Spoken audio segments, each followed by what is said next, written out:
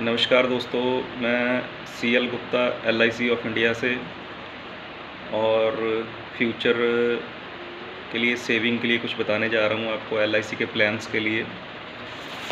LIC का जो plan है वो हमें क्यों लेना चाहिए, सबसे पहले तो हमें ये जानना चाहिए।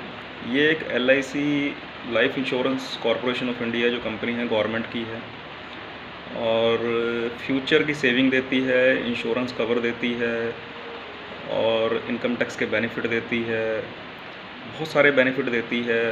अगर इसको 5 साल 10 साल रेगुलर चलाया जाए तो कहीं ना कहीं ये लोन की सुविधा भी देती है। एलआईसी हमें इसलिए करानी चाहिए क्योंकि एलआईसी में फ्यूचर की सेविंग होती है। जैसे आप आज तो बहुत आराम से कमा लेते हैं, आप 30 साल के हैं, 20 साल के हैं, 35 साल के हैं, तो शरीर अच्छा है, नेचुरली यंगेस्ट हैं, एनर्जी पूरी है, काम कर ले रहे हैं। एक टाइम आता है लाइफ का जब शरीर इतना साथ नहीं देता, मैच्योर शरीर हो जाता है, मतलब 40-50 साल, 55 साल, 60 साल। तो हमें आज से ही थोड़ी थोड़ी सेविंग कर लेनी चाहिए ताकि फ्यूचर में हमें किसी पे डिपेंडेंट ना रहना पड़े। सपोज़ कीजिए आपको सेविंग किस तरह से करनी चाहिए। सेविंग इस तरह से करनी चाहिए कि समझिए आपकी सैलरी 10,000 है, 20,000 है, 40,000 है या 50,000 है, ठीक है जी। उसका 10 या 15% हिस्सा जो है एलआईसी में निवेश करना चाहिए और बाकी आप अपने सर्वाइवल के लिए रख सकते हैं, अपने खर्चों के लिए रख सकते हैं पैसे। तो 10-15% की सेविंग भी आपको बड़ा फ़ायदा देने वाली है इसमें। 10% की सेविंग सपोज कीजिए 20,000 अगर सैलरी है तो 10% के हिसाब से आपका बना गया 2,000 रुपया।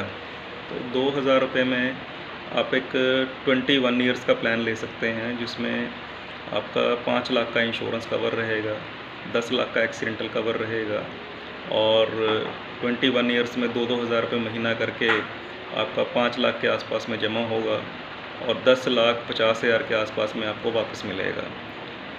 और वैसे 10 लाख आज की डेट में इकट्ठा करना हो तो थोड़ा मुश्किल हो जाता है और इस तरह से 2-2 हज़ार करके एक सेविंग भी हो जाती है और कहीं ना कहीं इसके बोनस बेनिफिट्स वगैरह भी मिल जाते हैं। 5 साल के बाद या 10 साल के बाद अगर आपको ज़रूरत पड़े तो आप इस पर लोन भी ले सकते हैं।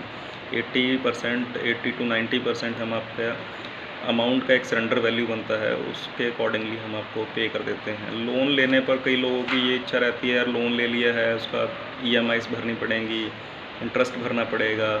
तो एलआईसी का जो लोन क्राइटेरिया है थोड़ा डिफरेंट है। उसमें अगर आप अफोर्ड नहीं कर सकते कि मैं किश्तें कहाँ से दूंगा कल को, तो किश्तें आप जो सेविंग की किश्तें हैं वो रेगुलर ले दीजिए, मेरी सलाह आपको ये है। बट कहीं ना कहीं जो लोन की किश्तें हैं या तो आप अपने हिसाब से 2,000, 5,000, 10,000 करके थोड़े थोड़े करके दे दीजिए, 2-2, 3-3 महीने पर दे दीजिए, या अगर नहीं भी दे पा रहे हैं तो कम से कम उसका इंटरेस्ट जो है हर 6 महीने में एक बार लगता है एलआईसी में, तो वो पे कीजिए। और जब अगर वो भी नहीं पे कर पा रहे हैं तो कोई घबराने वाली बात नहीं है इसमें, क्योंकि जब आपकी पॉलिसी आज नहीं तो कल मैच्योरिटी पे जाएगी, 20 साल 21 साल पूरे होंगे, तो जब ये 21 वर्ष पूरे होंगे तो उस समय जो आपको 10,50,000 के आसपास का रकम मिलना है, उसमें जो भी आपने लोन लिया होगा, लाइक 50,000, 60,000, लाख रुपए जो भी आपने लिया होगा, वो लोन का अमाउंट और विद इंटरेस्ट वो डिडक्ट कर लिया जाएगा और जो बैलेंस अमाउंट है वो आपको दे दिया जाएगा।